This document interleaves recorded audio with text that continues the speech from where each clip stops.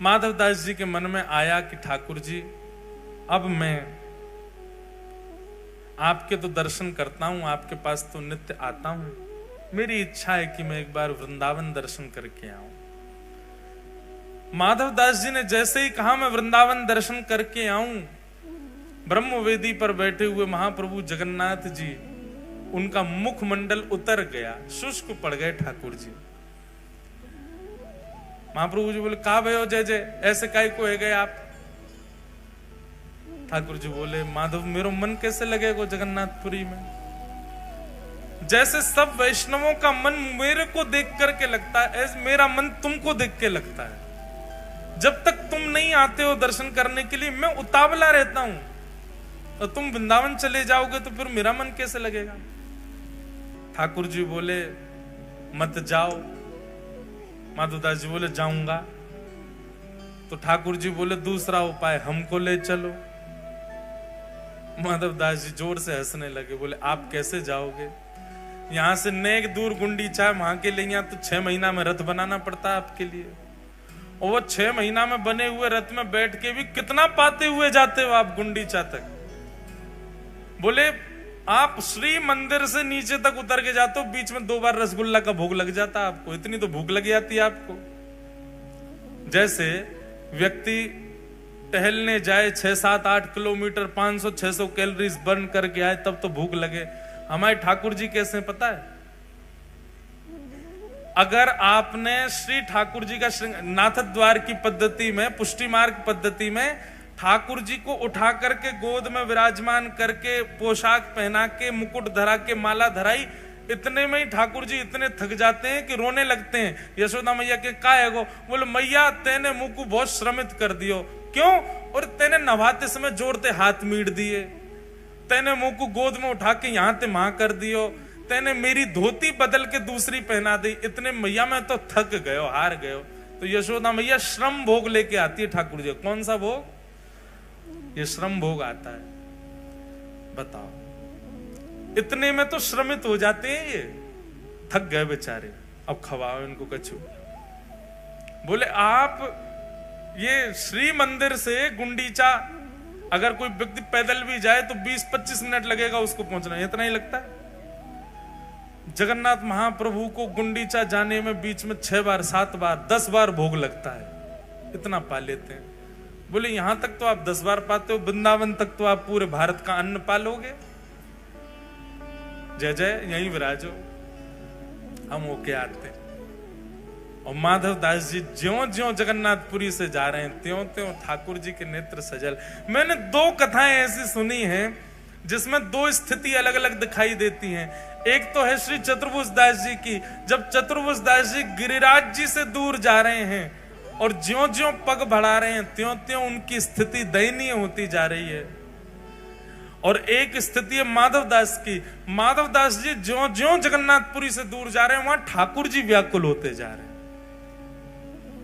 तो श्री माधवदास जी से जगन्नाथ जी का ऐसा प्रेम कि जगन्नाथ जी बोले, मोए ले चल वृंदावन, मैं मंदिर छोड़ने को तैयार हूं, पर तो तेरे बिना ना रहूंगा।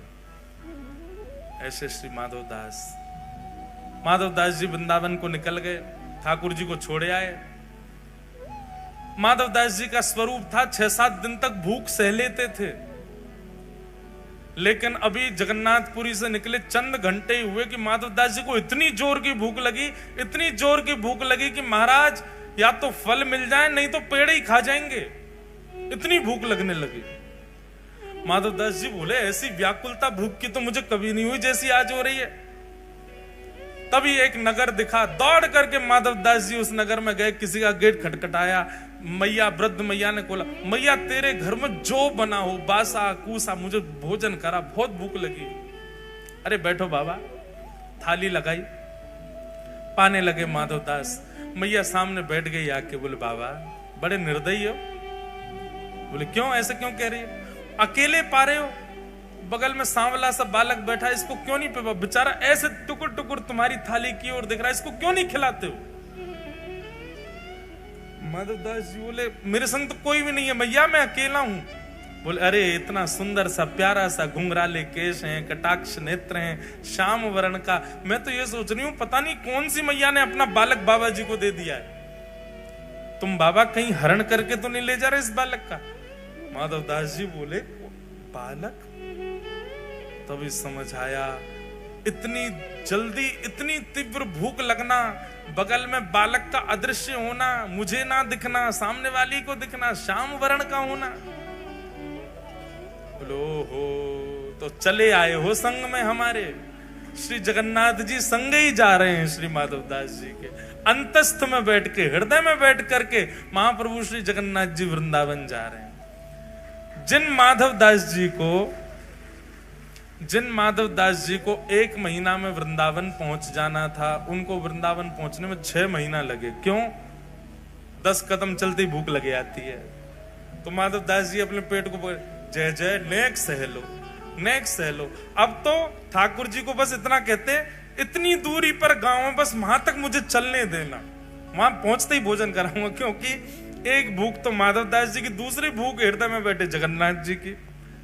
माधवदास जी रात में पौड़े पौड़े कभी किसी नगर में, जय जय एक बात बताओ, आपको इतनी भूख लगती क्यों है? इतना पाते क्यों आप? ठाकुर जी बोले अरे तू नहीं जानता, क्या नाम है मेरा? जगन्नाथ, जग का नाथ, पूरा विश्व मेरे गर्भ में विद्यमान है। मैं नहीं पाऊंगा तो फिर सब भूखे रह जाएंगे, या हमारे मुंह पानो ही पड़े तभी सबन को भोग लगे। वास्तव में श्री जगन्नाथ जी प्रसाद भोग आरोगते हैं, इसीलिए हम सब तृप्त रहते हैं। कई लोग कहते हैं ठाकुर जी को 56 भोग लगाने की क्या आवश्यकता है, ठाकुर जी का बंगला बनवाने की क्या आवश्यकता, लाखों करोड़ों रुपए लोग फूंक देते हैं ठाकुर जी के उत्सव में, क्या जरूरत है भगवान को भोग लगाने की? भैया ठाकुर जी को जब आप 56 भोग आरोग आते हो ना, उस समय आप विश्व मंगल कार्य कर रहे हो। आपके एक बार के 56 भोग की सेवा करने से ना जाने कितने भूखों का उस दिन पेट भरेगा। क्यों? ठाकुर जी ने आपकी तरफ से पाया। ठाकुर जी के गर्भ में पूरा विश्व है और सब पा लेते हैं। सब देवी देवताओं को लग जाता है, सब मानवों को पेट में कुछ ना कुछ पहुंच जाता है, क्योंकि ठाकुर जी आरोग रहे। वृंदावन बिहारी लाल का जब आप बंगला बनवाते हो तो ठाकुर जी को शीतलता मिले उसके लिए करते हैं। ठाकुर जी के अंग में संपूर्ण ब्रह्मांड है, ठाकुर जी शीतल होते हैं तो सब शीतल हो जाते हैं। इस भाव से ठाकुर जी की सेवा की जाती है। वृंदावन जैसे ही पहुंचे माधवदास जी ने चना खरीद लिए थे एक जगह से, खूब सारे, वो ही खा लेते थे जब भूख लगती थी। वृंदावन जाकर के यमुना तट पर स्नान आदि करके आपने चना आरोग लिए, और चना पाव के जैसे ही बिहारी जी के दर्शन करने निधिवन राज में गए, बिहारी जी उस समय प्रकट हुए ही हुए थे। इतने में ही कपाट लगे थे बिहारी जी के भीतर से स्वामी हरदास जी आए और दर्शनार्थियों में बोले, हाँ भैया तुम में माधवदास कौन है? माधवदास जी बोले, इनको मेरा नाम कैसे पता? बोले मैं हूं जय। बोले इधर आओ। जैसे ही आए बोले, तुमको जरा भी होश नहीं है? हैं? हमारे बिहारी जी का पूरा मुंह छील दिया तुमने। माधवदास जी बोले, मैंने कुछ नहीं किया, मैं तो बिहारी जी देखे ही नहीं अभी तक, पहली बार दर्शन करूंगा मैं तो। स्वामी जी हाथ पकड़ करके भीतर ले गए गर्भगृह में, और भीतर ले जाकर बिहारी जी खड़े हैं सामने। बोले बिहारी जी यूं कह रहे हैं, बोले एक माधवदास नाम को शिष्य वो आया हो, चेला हमारो, और सवेरे सवेरे माने रूखे चना खवा दिए मुझे, और ठाकुर जी अपना मुंह खोल के दिखा रहे हैं। तो माधवदास जी जैसे ही गए बिहारी जी का दर्शन करने, बिहारी जी ने अपना मुंह खोल के दिखाया छोटा सा, वो देखो छाले है गए मुंह में। माधवदास जी के नेत्र सजल हो गए, बोले जय जय। जैसे अब ये बात माधवदास जी तो नहीं बोले, मैं बोल रहा हूं। जैसे हमारे फोन में नेटवर्क होता है, आप राजस्थान में प्रवेश करते हो तो प्रवेश करते ही मैसेज आ जाता है, वेलकम टू राजस्थान। एयरटेल या जो भी आपका, वो वहां का टावर जो है वो कनेक्ट कर लेता है। माधवदास जी चले तो थे जगन्नाथपुरी से, जब तक उड़ीसा में थे तो चित्त में जो ठाकुर जी वो जगन्नाथ रूप में थे। जो जो प्रांत आते गए उस प्रांत के प्रमुख ठाकुर जी का कनेक्शन होता गया। जैसे ही वृंदावन आए माधवदास जी तो चित्त में विराजमान जगन्नाथ जी बांके बिहारी जी हो गए। अब माधवदास जी ने तो वही चने पाए जो जगन्नाथ जी पा रहे थे, पर बिहारी जी को मोह छिल गए हो। क्यों? क्योंकि बिहारी जी तो भैया महलन के ठाकुर हैं, ये तो मीठो मीठो पामे, हल्को हल्को पामे। माधवदास जी बलैया ले लगे, जय हो मेरे ठाकुर जी, आपने मेरे हृदय को पूर्ण रूपेण स्वीकार कर लिया, ये प्रमाणित कर दिया आज। क्योंकि मेरे चित्त में जगन्नाथ बैठ करके आए थे, पर वृंदावन आते आते आते आते वो तो बिहारी जी हो गए, अब चित्त में बिहारी जी। अब स्वामी श्री हरदास जी ने कही, कब तक हो वृंदावन में? बोले अभी तो हैं कुछ दिन। बोले तब तक यहीं पाओ मंदिर में। क्यों? तुम जो पाते हो वो ठाकुर जी को लगता है, इसलिए चकाचक महाराज घुटवा दो, माधवदास जी को चकाचक पवाओ, ताकि बिहारी जी प्रसन्न रहें। माधवदास जी तो भुजा उठा करके नृत्य करते हैं, आनंदित में रहते हैं, कितना प्रेम करते हैं, कितना स्नेह करते हैं ठाकुर जी। माधवदास जी पर अनुग्रह, ठाकुर जी ने ऐसा अनुग्रह किसी पे नहीं किया जैसा माधवदास जी पे किया। अब तो माधवदास जहां जाते हैं ठाकुर जी संगे ही जाते हैं, श्री जगन्नाथ जी उनके संगे ही निकल पड़ते हैं। ऐसे एक बड़े प्रसिद्ध भक्त हैं जिनका नाम लगभग सबको पता है, सदन कसाई। क्या नाम है? महाप्रभु जगन्नाथ जी की अनंत कृपा इन्होंने प्राप्त की। मैंने पहले ही कथा में कहा है बंधुओं की भक्ति दो लोगों के हृदय में प्रकट होती है, बहुत ध्यान से सुनिएगा। या तो उस भक्त के चित्त में भक्ति का प्रादुर्भाव होता है जिसके चित्त में पूर्व से ही संस्कार विद्यमान है, पूर्व जन्म से ही संस्कारी है।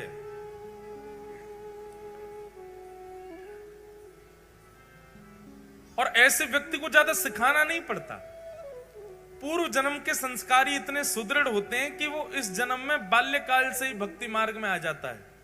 अच्छा, एक बात और आपने सबने अनुभव की होगी कि बाल्यकाल में भक्ति बड़ी प्रगाढ़ होती है। छोटे छोटे बच्चों को लीला बहुत अच्छी लगती है, छोटे बच्चों को ठाकुर जी की सेवा बहुत अच्छी लगती है, छोटे बच्चों को कीर्तन बहुत बढ़िया लगता है। पर जैसे ही वो 15-16 वर्ष के होते हैं, फिर क्या हो जाता है उनको, फिर अचानक से एक परिवर्तन उनके चित्त में आ जाता है। वास्तव में हमारे पूर्व के संस्कार वो दिखने ही शुरू होते हैं 12-13 वर्ष के बाद। शास्त्रों में भी 12 वर्ष तक के बालकों के द्वारा किया गया अपराध अपराध नहीं माना जाता। 12 वर्ष का बालक भी अगर कुछ करे तो उसको पाप में नहीं गिना जाता। तो हमारे संस्कार जो पूर्व जन्म के हैं वो प्रकट होने ही प्रारंभ उसके बाद में होते हैं। इसलिए अचानक से परिवर्तन दिखता है कि बालक अचानक से फिर बिल्कुल विमुख हो जाता है ठाकुर जी के। तो भक्ति के जो बीज अंकुरित होते हैं वो दो ही प्रकार के लोगों के चित्त में होते हैं, या तो पूर्व के संस्कार जिसके चित्त में हो, या फिर घोर नास्तिक हो और अचानक कोई जीवन में ठोकर लगी और बदल गया। सदन कसाई जो हैं इनके पूर्व के संस्कार बड़े सुदृढ़ हैं। भले ही कसाई थे लेकिन जब मांस तोलते थे ना तराजू पे, तो भी हरि चिंतन करते हुए तोलते थे। और सबको पता है, प्रसिद्ध है कि वो एक जगह बाट नहीं रखते थे, पत्थर रखते थे। उन पत्थरों में गलती से शालिग्राम भगवान थे, शालिग्राम भगवान से ही तोलते थे मांस को। एक दिन एक संत वहां से जा रहे थे और उनकी दृष्टि अचानक से वो तराजू पर पड़ गई। बहुत ध्यान से सुनिए सब लोग, बहुत सुंदर कथा है सदन कसाई की। तराजू में पड़े भाई जब शालिग्राम जी दिखे, नाक पे ऐसे कपड़ा रख के निकल रहे थे, और एक बार तो निकले, फिर उन्होंने सोचा ये शालिग्राम जी तो नहीं है। लौट करके वापस आए, पुनः उसके तराजू की ओर देखा तो आकृति और आकृति में जो भाव था, वैष्णव को ना देखते ही पता चल जाता शालिग्राम जी हैं कि नहीं। मैंने कई घरों में देखे हैं पेंटेड शालिग्राम जी होते हैं जो बिल्कुल ही सिलपिल्ले जैसे हों, बिल्कुल ही सपाट महाराज, बिल्कुल ही ऐसे चिकने कि कोई उनमें बिल्कुल भी हल्का सा भी कोई अंश ऐसा ना दिखता हो मानवों के तन जैसा। समझो वो शालिग्राम जी अभी स्पष्ट नहीं है, वो शुद्ध शालिग्राम नहीं है। शालिग्राम जी का तो रूप बिल्कुल जैसे मानव की त्वचा का स्पर्श होता है ना, ऐसा स्पर्श होता है शालिग्राम जी का। देखते ही संत पहचान गए तो शालिग्राम जी। उन्होंने कहा राम राम राम राम। अरे पाप तो तुम करते ही हो मांस बेच करके, ऊपर से शालिग्राम भगवान को तुमने जो है बाट पर रख रखा है तोलने के लिए मांस। तेरे हाथ पांव जोड़ रहे भैया, इनको हमको दे दो, हम इनकी सेवा करेंगे। सदन कसाई घबरा गया, बोले मुझे नहीं पता था ये भगवान है, आप इनको ले जाओ। और संत उनके यहां से शालिग्राम भगवान को ले गए, पंचामृत अभिषेक कराया, चांदी के सिंहासन पर सुंदर तिलक आदि पधरा करके, इत्र आदि लगा करके, माला पधरा के श्री शालिग्राम भगवान को विराजमान किया। 56 भोग लगाए शालिग्राम भगवान के। आरती पूजा करने के बाद में रात्रि का समय दूध भोग लगा करके संत तो शयन में चले गए, ठाकुर जी को भी सुला दिया। संत के हृदय में बड़ी प्रसन्नता कि अब मैं ठाकुर जी को कहीं से रेस्क्यू करके लाया हूं, सही जगह आ गए अब ठाकुर जी। अर्धरात्रि का समय हुआ, ठाकुर जी स्वप्न में रोते भय आए, नेत्रों में अश्रुपात हो रहे हैं, उदास चित्त है। ठाकुर जी स्वप्न में आए संत के। संत कहने लगे, बोल भगवान आप इतने उदास क्यों, इतने अप्रसन्न क्यों हो? सिंहासन में कुछ कमी है? आपकी प्रसादी में कोई कमी छोड़ दी क्या? मैंने सेवा ढंग से नहीं की क्या? माला में सुगंध ही नहीं थी क्या? प्रसाद में स्वाद नहीं था क्या? क्या बात है ठाकुर जी, आप इतने उदास क्यों हो? ठाकुर जी नेत्रों में अश्रु भरे और संत से कहते हैं, मुकु सदना की याद आ रही है, मुकु सदन की याद आ रही है। संत उठ करके बैठ गए और ठाकुर जी से कहने लगे, जय जय।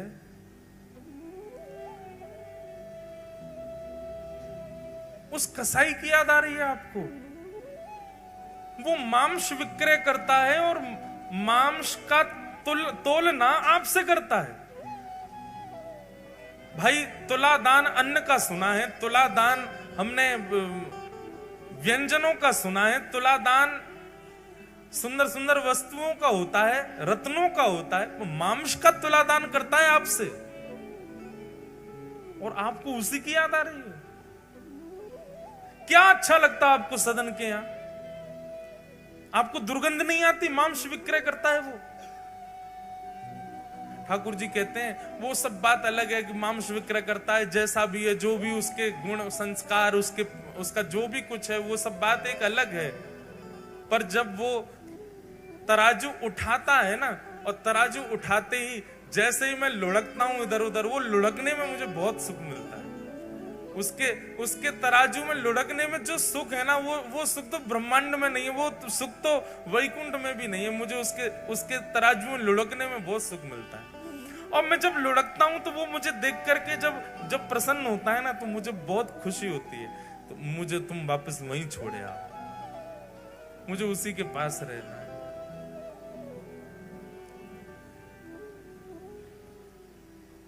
सो ही सुहागन प्रिय जाहिरी है, कैसा तेरा मेरा। भैया ठाकुर जी आपके नहीं है, ठाकुर जी मेरे नहीं है, ठाकुर जी उसके हैं जिससे ठाकुर जी रीझे भय उसके। ये बात सत्य है। मैं खूब कहता हूं कथाओं में कि आपके घर में सेवा विराज रही है, आप अपने ठाकुर जी को खूब भाव से सजाते हो, और दर्शनार्थी घर में कोई आते ठाकुर जी को देख करके प्रसन्न होकर के कहे, आपके ठाकुर जी बड़े सुंदर हैं, आपकी सेवा बहुत सुंदर है। तो बस ये समझ जाइए कि आपके लाल जी आपसे बड़े प्रसन्न हैं, आपसे बड़े खुश रहे मैं ठाकुर जी। क्योंकि उनकी प्रसन्नता नहीं होगी तो आप वस्त्र भी धारण नहीं करा पाओगे ठाकुर जी को। वो प्रसन्न हैं, इसलिए नित्य तैयार होते हैं। हम सेवा के लिए आपको बहुत स्पष्ट रूप से कह दें, कईयों के यहां सेवा का दर्शन करके मन बहुत उदास भी हो जाता है। ना तो वो पोशाक ढंग से डरा पाते, ना वो ठाकुर जी को निलामे धुलामे, ना महाराज कार्य पड़ गए, ठाकुर जी के मैल जम गो पूरे शरीर में, ऐसे ठाकुर जी को देख के फिर मन होता तो है कि कुछ कह दें, भैया इनको करो ढंग से, पर फिर मन में एक बात आती है कि भाई जे सेवा कर रहे हो ठाकुर जी करवा रहे, हम क्यों बीच की भुआ बने। ठाकुर जी को यहाँ नावे को मन ही नहीं करते होगो। ठाकुर जी कहते होंगे नावे के काज दुनिया पड़ी है, सब नवा ही रहे, मैं यहाँ ना रहो। कभी कभी ऐसा, क्योंकि एक बार जगन्नाथपुरी की लीला है। श्री जगन्नाथ जी में उड़िया भक्तों की सेवा तो आज भी देख लो आप जाकर के, तो महाराज यूं कहोगे जय हो, ये तो धन्य है। हमारे साथ 2-3 बालक जगन्नाथपुरी के रहते हैं, वो तो बताते हैं, वो तो उड़िया भाषा में भी बताते हैं कि जब जगन्नाथ जी को लेकर के रथ की ओर जाते हैं, पहुंडी यात्रा जो ठाकुर जी की सिड्डी से कूद कूद के आते हैं, ठाकुर जी इतने भारी हैं कई बार खिंचे नहीं है, तो सारे पंडा पुजारी खड़े है करके ठाकुर जी को गारी दें, फिर खाए खाए के भात है गयो मोटो, उठ नहीं रहो अब हमसे। अब वो उड़िया में देते हैं अपनी में, तो ठाकुर जी को ने गारी दी जाए, फिर कहीं अब की खींच रहे नहीं तो धक्का दे देंगे यहीं पे, सो ठाकुर जी उछलने लगते हैं, कूद कूद के फिर आते हैं। खूब आनंद होता है। सब हमारे ब्रज में खूब गारी दें ठाकुर जी को, ब्रजवासी दे सके, हिसार बारे जाके गारी मत दिया ही हो ठाकुर जी है। महाराज यमराज आ जाएगा भैंसा बैठ के, कहने ठाकुर जी गारी दे, तो ब्रजवासी की बात अलग है, ठाकुर जी खेले उनके संग। कई बार कई पद भी होते हैं तो वो मैं गाता हूं, तो मैं सबसे कहता हूं, मैं भैया मैं मेरे सामने गाय ली हूं, ब्रजवासी की उपस्थिति में गाय ली हूं, अनुपस्थिति ब्रजवासी की हो तो मत गई हूं। सबको अधिकार नहीं, तो स्थान तीर्थ के लोगों को अधिकार अधिक मिल जाता है ठाकुर जी के सामीप्य का। तो पंडा पुजारियों की सेवा महाराज आनंद की सेवा है वहां तो जगन्नाथपुरी में। श्रीमद रामानुजाचार्य जी महाराज जी को जब ये बात पता चली कि यहां पंडा पुजारी ऐसे सेवा करते हैं ठाकुर जी की, मंत्र भी शुद्ध नहीं बोलते हैं, ऐसे कुछ भी पधरा देते हैं और कभी भी ठाकुर जी को सुला देते हैं। जगन्नाथ जी का शयन का समय निश्चित नहीं है, कभी भी सोते हैं और कभी भी उठ जाते हैं। उठने का फिर भी निश्चित है, 4-5 बजे उठ जाते हैं, पर सोने कभी कभी तो 1 बजे भी शयन आरती होती ठाकुर जी की, 2 ही घंटा सोते हैं। रामानुजाचार्य जी बोले ये नियम उचित नहीं है, हम अपने शिष्यों सहित जाएंगे और जगन्नाथ जी की नई सेवा प्रणाली का व्यवस्थित करेंगे। और रामानुजाचार्य जी अपने 5000 शिष्यों के साथ जगन्नाथपुरी पहुंच गए और वहां भीतर पहुंच के सब पंडा पुजारी बाहर कर दिए, तुम लोग बाहर जाओ, अब सेवा हम करेंगे ठाकुर जी की। आचार्य की बात पंडा पुजारी कैसे टाल सकते, बेचारे सब बाहर हो गए, कपाट बंद कर दिए जगन्नाथ जी के, बोले अब केवल शुद्ध तरीके से सेवा होगी। पूरा मंदिर धोया, ठाकुर जी का पंचामृत अभिषेक किया। जगन्नाथ जी बेचारे ठिठर गए, बोले कि ओहो कितनों नवाई दियो मुझे। आपको पता जगन्नाथ जी स्नान कैसे करते हैं? श्री जगन्नाथ भगवान के सामने विशाल शीशा रखा जाता है और जब शीशा में जगन्नाथ जी स्वयं को देखते हैं, शीशा में पानी डाला जाता है, हरि हरि बोलो, नाली है जगन्नाथ। जगन्नाथ जी वही में खुश है, वाह प्रतिबिंब कोई नवाओ।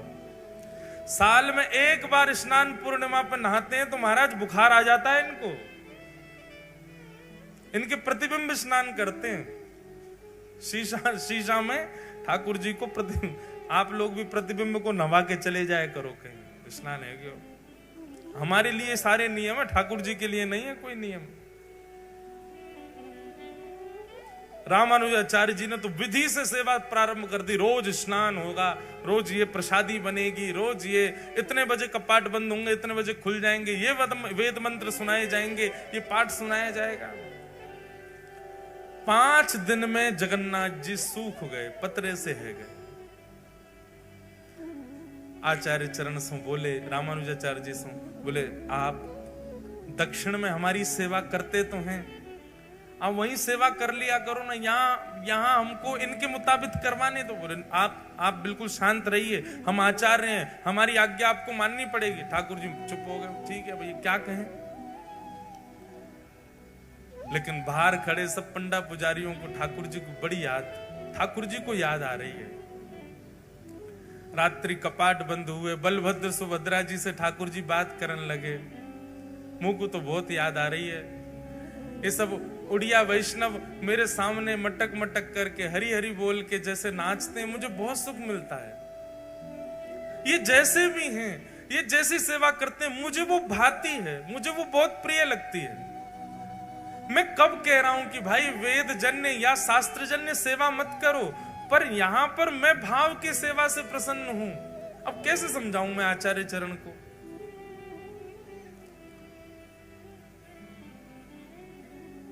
अच्छा, ठाकुर जी ज्यादा इसलिए भी नहीं बोल पा रहे कि बलराम जी जो हैं यही तो रामानुजाचार्य हैं, शेषावतार है रामानुजाचार्य। अब ज्यादा कैसे बोले जब बगल में ही तो बैठे हैं। तब अर्धरात्रि का समय, सब सो रहे थे। ठाकुर जी ने गरुण जी को बुलाया, द्वार पर बैठे, इधर आओ जी, जय जय आज्ञा। बोले काम करो, विशाल स्वरूप धारण करो, इतने बड़े पर कर लो, सोते हुए रामानुजाचार्य जी उनके सबरे शिष्यन को ले जाके दक्षिण छोड़े आओ और द्वार खोल दो हमारे।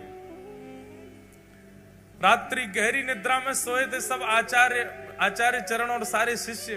गरुण जी महाराज पहुंचे और तनिक तनिक से किसी को पता नहीं चले, चुपचाप सबको उठा करके अपने पंख पे धारण कर लियो, पीठ पे धारण कर लियो और श्री जगन्नाथपुरी से उड़ करके गए दक्षिण भारत में। श्रीरंगम में जाकर के सबको खटिया सहित उतारे आए, खटोला सहित ले गए थे और वहां पर सबको सुला करके लौट करके आए। द्वार खोल करके फिर से सबरे पटना पुजारी भीतर कर लिए। जगन्नाथ जी झूमन लगे, बोला अब सुख है, अब बढ़िया है, सबरे आ गए फिर से।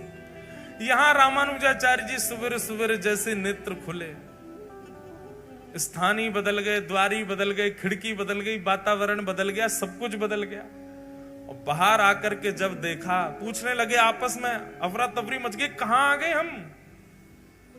तब किसी ने बताया वो तो श्रीरंगम है। रामानुजाचार्य जी के प्रेमाश्रु प्रकट हो गए और प्रेमाश्रु प्रकट हो गए, दौड़ करके गए। श्रीमन नारायण भगवान शेष शैया पर पौड़े थे, जाकर के उनको हृदय से लगा लिया। बोले नाथ, आपकी भक्त वत्सलता की बलि बलि जाएं, आपके इस प्रेम के हम वारी वारी जाते हैं। अरे स्वयं ने वेदों में, स्वयं ने शास्त्रों में इतने नियम बना दिए अपनी सेवा के, लेकिन प्रभु आप तो भाव के भूखे हैं। वहां भाव से आपकी सेवा करते हैं सब वैष्णव जन, वही आपको प्रिय लगती है। विराजो, ऐसे ही विराजे रहो, जैसे उन वैष्णवों को प्रिय लगता वैसे आप सेवा स्वीकार करो। तो ठाकुर जी को क्या भा जाए कुछ पता नहीं है। पहले मैं टोक देता था घर में जाके ऐसे सेवा मत करो, फिर इन कथाओं के बाद में अब मुझे लगता है नहीं, शायद इनकी इच्छा ही ऐसे रहने की होगी, रहने दो। पर हाँ, कहीं ज्यादा ही अनीति होती है तो फिर मैं कह ही देता हूं, मैंने यार चना चनोरी तो भोग मत लगाओ, भोग तो लगाए करो ढंग से। ठाकुर जी के नेत्रन के नीचे मैल जमको ने नवाए तो दे करो। थोड़ा बहुत कहते, ज्यादा नहीं कहते। तो सदन कसाई के यहां ठाकुर जी को लुढ़कवे में सुख मिलता है। संत हृदय से लगा करके शालिग्राम भगवान को सदन कसाई के पास गए। सदन कसाई ने चरणों पर बोले मुझे क्षमा कर दें, आपने जब से कल से बताया मुझे नींद ही नहीं आई कि मैं कितना बड़ा अपराध कर रहा था। संत ने जाकर के कहा, सदन तुम कितने भाग्यशाली। बोले क्यों? पूरी बात बताई मैंने। तो ऐसे सेवा करके ठाकुर जी को बढ़िया व्यवस्थित किया। रात्रि में स्वप्न में ठाकुर जी आए और ठाकुर जी के प्रेमाश्रु छलक रहे थे। और ठाकुर जी कह रहे थे मुझे तो सदना की याद आ रही है, मुझे तो उसी के पास रहना है। ये बात सुनकर के इतना रोए सदन कसाई, इतना रोए। बोले मैं तुच्छ प्राणी, मैं पापी प्राणी, मैं अभागा व्यक्ति, मैं अयोग्य व्यक्ति, मैंने अपने जीवन में कुछ अच्छा नहीं किया। मेरे लिए ठाकुर जी इतने श्रमित हुए, मेरे लिए ठाकुर जी आपकी निद्रा में आकर के रुदन करने लगे।